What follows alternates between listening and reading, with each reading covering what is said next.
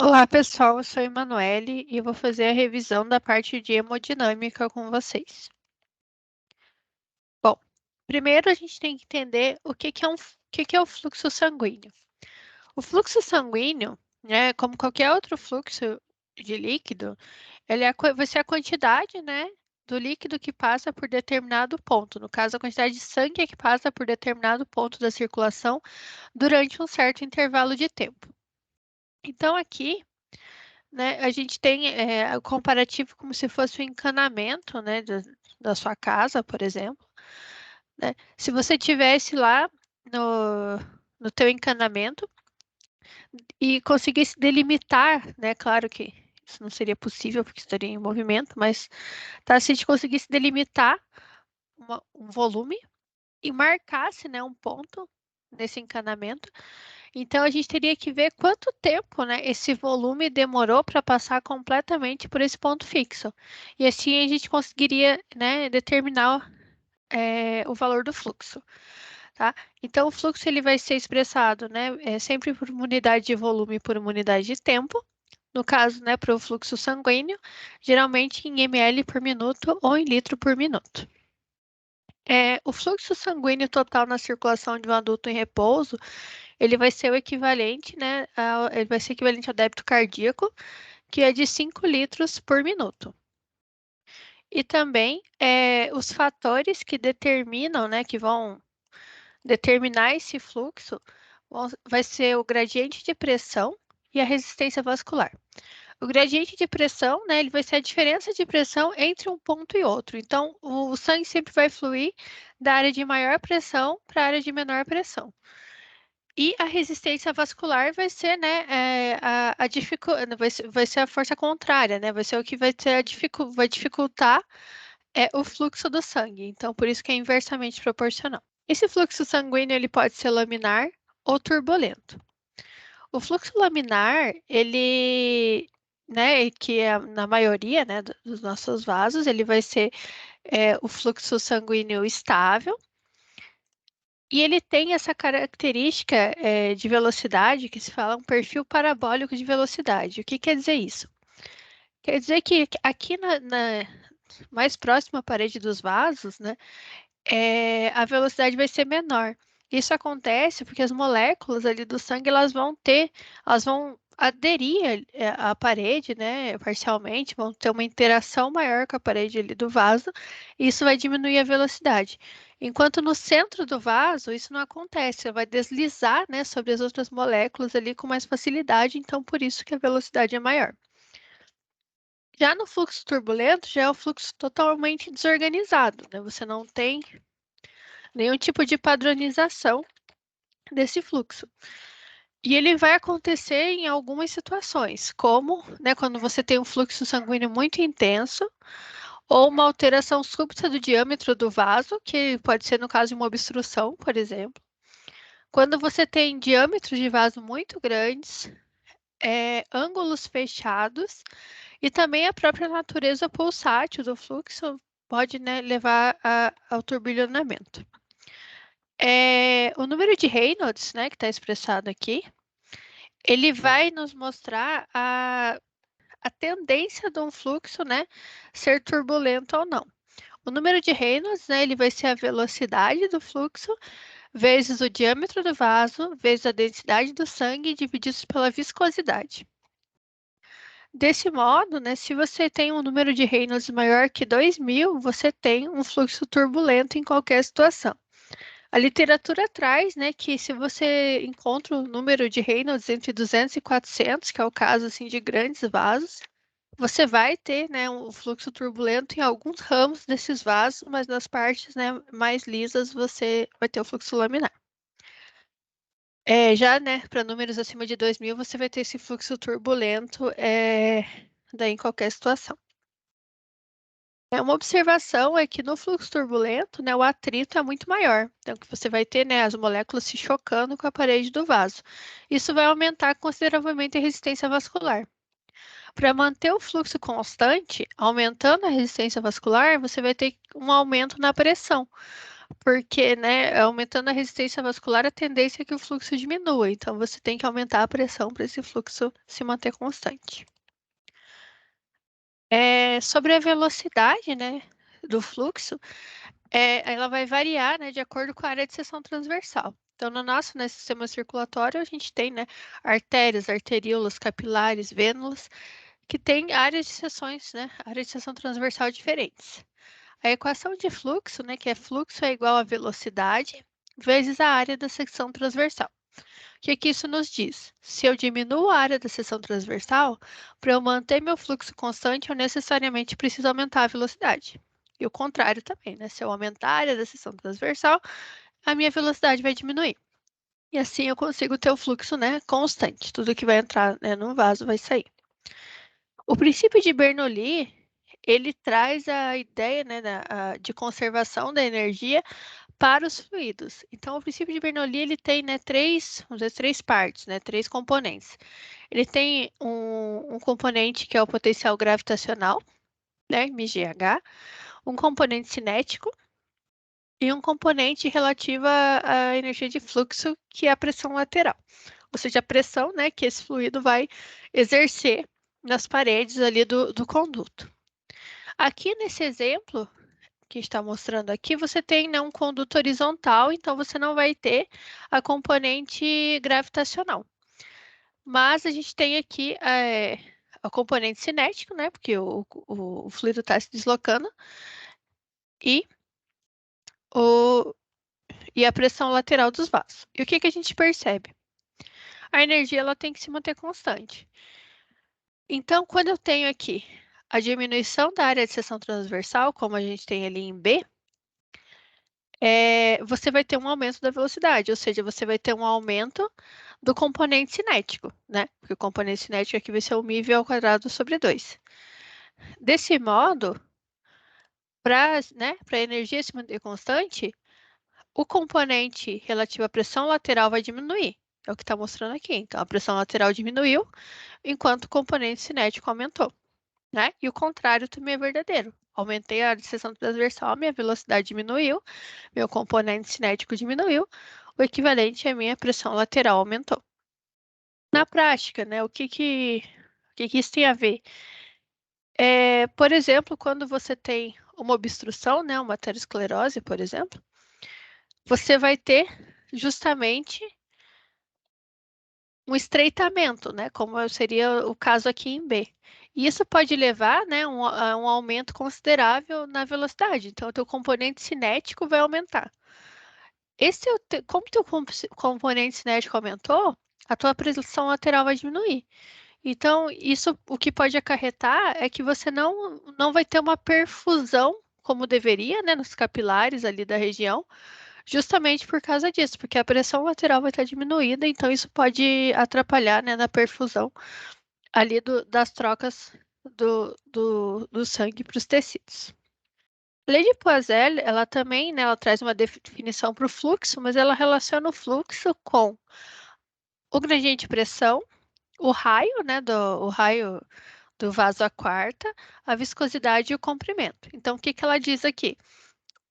Que o fluxo ele está relacionado com o raio elevado à quarta, né, o que a gente já vai ver o que isso significa, e que o fluxo ele é inversamente proporcional à viscosidade, ou seja, faz sentido, né? Se eu tenho um fluido mais viscoso, eu tenho uma maior dificuldade, eu vou ter um fluxo menor, e também se eu tenho um comprimento maior, o meu fluxo vai ser diminuído, tá? Quando eu relaciono, então, né, a equação da lei de Poiseuille com a equação do fluxo, eu chego nessa relação, que a resistência, né, a resistência periférica, ela vai ser igual a 8 vezes a viscosidade vezes o comprimento, divididos por π vezes o raio à quarta. E o que que isso significa? Bom, como o meu raio está elevado à quarta, isso demonstra que pequenas alterações, né, no diâmetro do meu vaso vão levar a grandes alterações na resistência e, em consequência, grandes alterações no fluxo. Então, aqui a gente tem esse exemplo aqui, onde você tem aqui um vaso, né, demonstrado como né, o diâmetro de 1. Então, você vai ter aqui um fluxo de 1. Mas se eu dobrar, né, o raio desse meu vaso, o meu fluxo ele vai ser elevado à quarta, ele vai para 16. Se eu dobrar de novo, ele vai ser elevado à quarta de novo, vai para 256. Ou seja, pequenas variações, né, no meu vaso vão levar a grandes variações no fluxo. Isso aqui, pensando aqui no desenho, né, numa obstrução, então uma obstrução que vai levar a um estreitamento do meu vaso, vai levar a grandes né, uma diminuição considerável do fluxo sanguíneo na região, tá? Um outro componente, né, aqui da lei de Poiseuille, que é a viscosidade. A viscosidade, ela, como eu já falei, né, faz sentido de você ter algo mais viscoso, ele vai ser mais difícil de fluir. E esse gráfico aqui, ele demonstra que a viscosidade do sangue, né, ela está relacionada com o hematócrito, né, com as células sanguíneas. Então, se o meu hematócrito é mais alto, eu vou ter um sangue mais viscoso, né? O plasma em si, ele tem uma viscosidade baixa, né, um pouquinho mais alta que a água, mas relativamente baixa em relação à viscosidade total do sangue. Além disso, a viscosidade está relacionada a outras duas características que a gente vai falar no próximo slide, que é a tensão de cisalhamento e a taxa de cisalhamento. Né, vai estar com a viscosidade pode ser, né, calculada pela tensão de cisalhamento sobre a taxa de cisalhamento. Ok, né? Mas o que seria a tensão de cisalhamento? A tensão de cisalhamento, ela é uma força, né? Seria uma força sobre área. E ela é uma força cortante, ela vem aqui paralela, né, ao sentido do movimento, e ela está relacionada justamente a esse contato, né, do fluido com a parede do vaso. Enquanto a taxa de cisalhamento, ela é um deslocamento relativo aqui das moléculas, né, do sangue. Então, ela relaciona a velocidade aqui de uma lâmina com a sua lâmina adjacente, né, e a distância entre essas lâminas. E o que, né, isso é importante? O sangue, ele é um fluido pseudoplástico, então ele seria aqui, ele obedece a essa curva azul aqui desse gráfico. E o que isso nos diz? Que quanto maior a taxa de cisalhamento, menor a viscosidade. E por que isso acontece? A taxa de cisalhamento ela é diretamente proporcional ao fluxo. Então, se eu tenho um fluxo alto, eu tenho uma taxa de cisalhamento alta. Mas quando esse fluxo é baixo, as células sanguíneas elas tendem a ficar agregadas e isso faz a viscosidade aumentar. Então, por isso que quando eu tenho uma taxa de cisalhamento baixa, eu vou ter uma viscosidade alta, tá? E com o aumento do fluxo, essas células tendem né, a desagregarem. Também tem uma tendência que elas se organizam na parte axial aqui né, do vaso, aqui na parte central, e daí isso vai fazer a viscosidade diminuir em taxas de cisalhamento mais altas. O efeito acho que é Farrell-Lindus, que não sei falar direito, ele relaciona a viscosidade e o diâmetro do tubo. Então, né, aqui o que ele demonstra é que se você diminuir o diâmetro do tubo, a viscosidade diminui. Isso também está relacionado com essa tendência de organização das células sanguíneas na parte central do vaso. É por isso, né, que você tem essa relação, que com menor diâmetro essas células elas vão se organizar na parte central e você vai ter uma diminuição da viscosidade. O efeito Rollo, ele diz respeito a um empilhamento, né, de células sanguíneas que ocorre e que esse empilhamento, né, como a gente falou da agregação, ele vai levar a um aumento da viscosidade. Bom, um outro componente, né, que a gente discutiu ali na lei de Poiseuille é a resistência. Aqui nessa figura, deixa eu pegar a canetinha de novo. Aqui nessa figura a gente percebe que né, o sistema circulatório, a gente pode comparar ele com um sistema elétrico, né? Então, você tem aqui, ó, se a gente pensar aqui na parte dos capilares ali, você tem circuitos em paralelo e circuitos em série, vamos dizer assim, né? Você levando em consideração aqui a parte dos capilares, que você tem, né, um diâmetro menor, tudo, você tem uma resistência maior, considerando isso como as resistências. Ok, se eu vou ter vasos em série, como que eu posso calcular? Eu vou pensar neles como um circuito elétrico. Aqui, o que vai ser constante vai ser o meu fluxo, né? O fluxo que entra aqui, ele vai sair daqui, ok? Então, levando lá em consideração a equação de fluxo, que vai ser o fluxo igual, né, ao ΔP sobre a resistência, nesse caso o fluxo é constante. O ΔP, né, que seria o P inicial menos o P final, o total vai ser igual à soma aqui das diferenças de pressão, né, entre as resistências. E a resistência total vai ser igual à soma das resistências parciais. Tá? Já nos vasos em paralelos, eu não vou ter um fluxo constante, o meu fluxo ele vai dividir, né? O fluxo chega aqui, ele vem aqui para cá, ele vai vir para cá, vai vir para cá, né? Então, o meu fluxo não é constante. Então, o meu fluxo total, né, que é o que entra e o que sai, ele vai ser a soma desses fluxos parciais. Por esse motivo, a relação de resistência, né, eu vou ter que 1 sobre a resistência total vai ser igual a 1 sobre R1, mais 1 sobre R2, mais 1 sobre R3, como num circuito. Outra propriedade, né, que é importante de se discutir aqui dos vasos é a distensibilidade. A distensibilidade dos vasos, né, ela diz respeito a quanto que percentualmente o volume do vaso vai aumentar quando eu aplicar determinada pressão. Então, a distensibilidade vascular, né, eu vou relacionar o aumento do volume, né, pelo aumento da pressão vezes o volume original. Quanto que ele aumentaria, né? Já a complacência vascular, ela diz respeito a qual vai ser o volume de sangue que eu vou poder armazenar para cada aumento de pressão.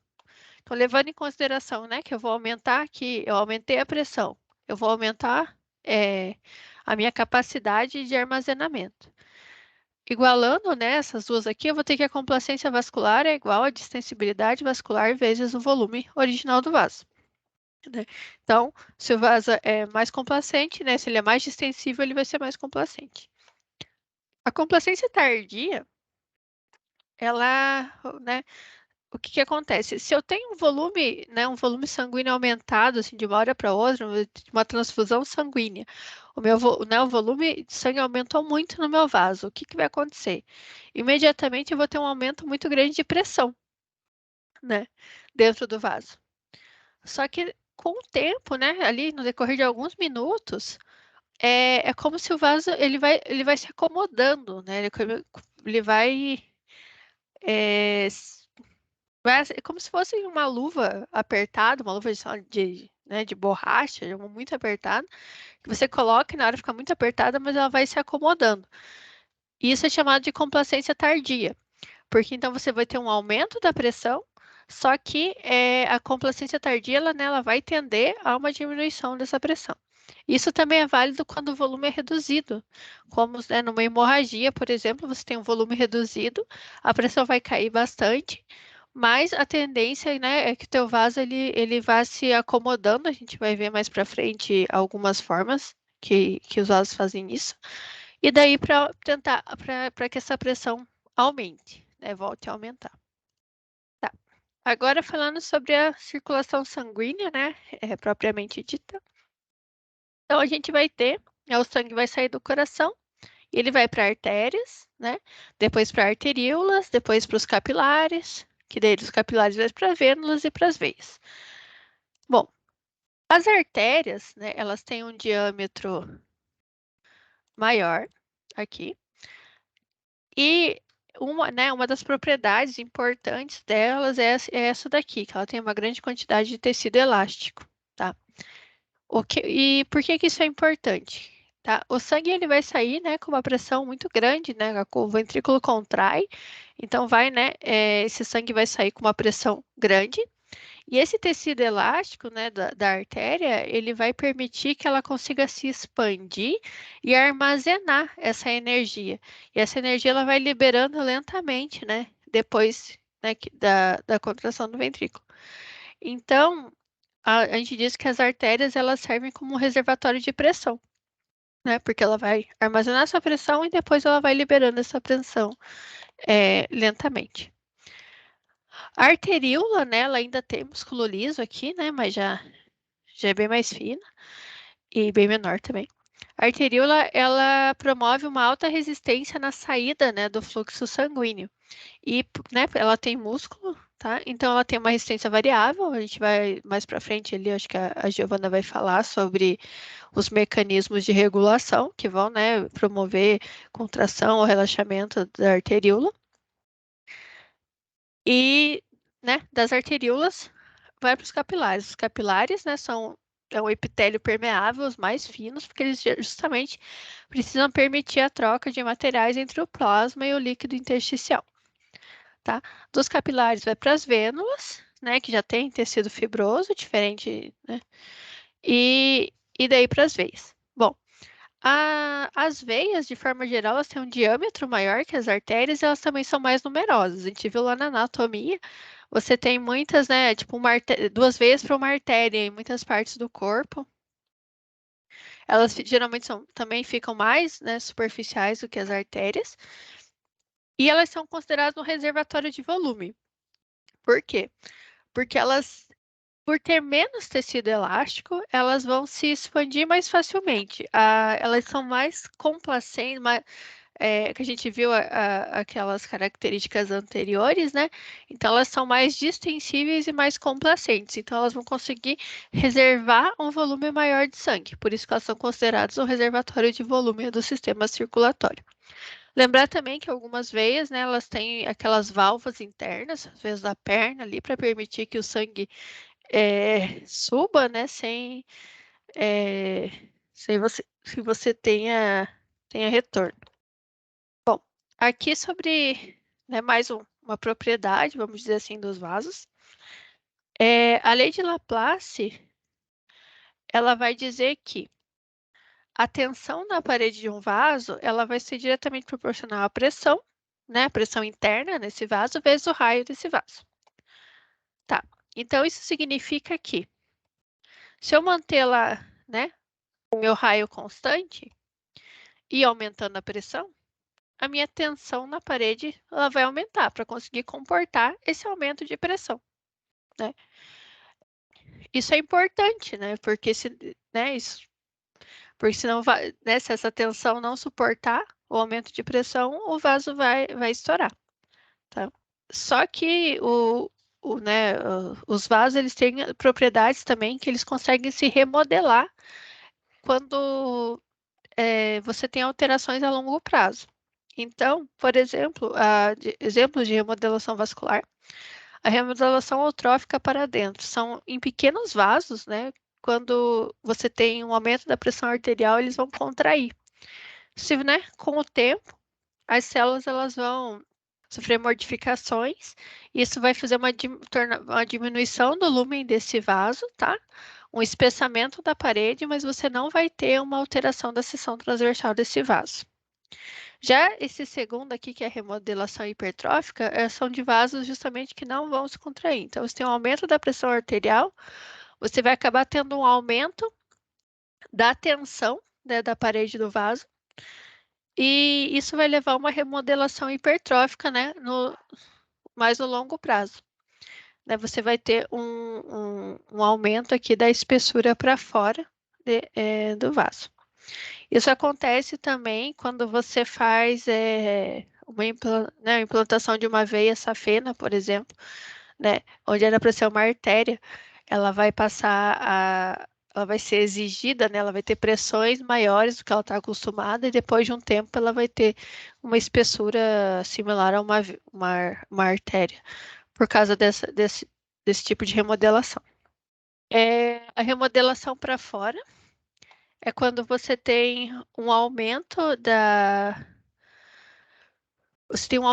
velocidade, tá? A gente viu lá que se você aumenta a velocidade, né, você vai ter também um aumento da tensão de cisalhamento aqui na parede dos vasos, e isso vai pressionar, né, um aumento do lumen do vaso.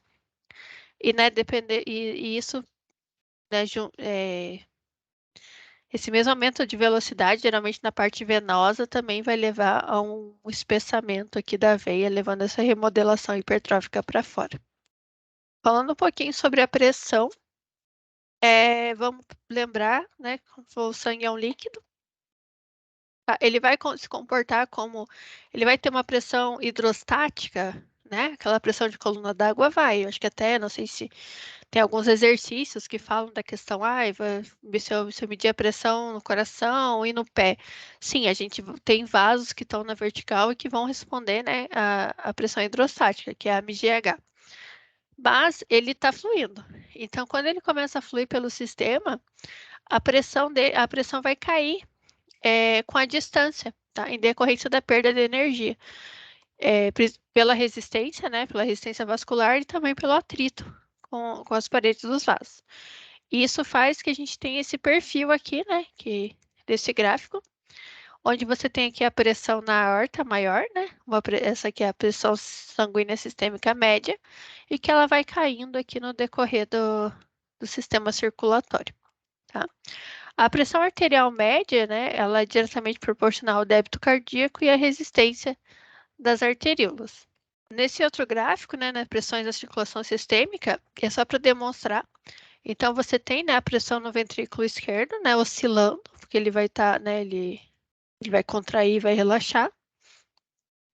E por isso também ele vai levar uma oscilação nas artérias de saída. A pressão que a gente vai medir lá, né, a pressão sistólica, então vai ser essa pressão máxima aqui na sístole, e a pressão diastólica, a pressão mínima. A diferença entre a pressão sistólica e a diastólica é chamada pressão de pulso, tá? E a pressão arterial média é a que está aqui no meio, tá? Ela vai caindo também no decorrer do sistema circulatório. Então, lembrando, né, a pressão arterial média, o que determina ela, né? Ela vai ser determinada pelo volume sanguíneo, né? O volume sanguíneo vai depender né, da ingestão de líquido e da perda de líquido, tá? A efetividade do coração como bomba, né? Porque já que a pressão arterial média ela é diretamente proporcional ao débito cardíaco, então ela vai, né, depender né, de como o coração está funcionando, né? A resistência ao fluxo sanguíneo, tá? Que é determinado pelo diâmetro das arteríolas, e também distribuição relativa do sangue entre os vasos sanguíneos, arteriais e venosos, que né, depende do diâmetro das veias. Lembrando da aula prática, né, que a gente fez a aferição da pressão, né, por esfigmomanometria. Lembrar, né, pode ter alguma questão teórica sobre isso. Qual que é o mecanismo, né? A gente vai inflar o manguito, isso vai levar a uma obstrução aqui do fluxo sanguíneo, né, na artéria braquial, tá? Vai interromper o fluxo, então você não vai ouvir nada, né? Aqui você não vai ouvir nada. E daí você vai soltando aos poucos, você vai ter, né, um fluxo turbulento, e é por isso que você vai ouvir. Você vai ouvir lá os sons de Korsakoff, que são gerados pelo fluxo sanguíneo pulsátil da artéria ainda comprimida. Então, né, você vai soltando aqui nesse gráfico de baixo. Deixa eu puxar aqui a canetinha de novo. No gráfico de baixo. Então, aqui, né, no ponto B, você ouviu o primeiro som. Você vai ouvindo os sons, né, até ouvir aqui o último som, que vai ser a pressão diastólica, tá? Quando o fluxo sanguíneo ele retorna ao normal, né, que está abaixo da pressão diastólica, você não vai mais ouvir nada, né? Porque o fluxo é laminar, você não vai ouvir mais nada. E é isso. Na verdade, espero que você tenha uma boa prova, que caia alguma coisa aí que eu falei. E se tiverem alguma dúvida, entre em contato.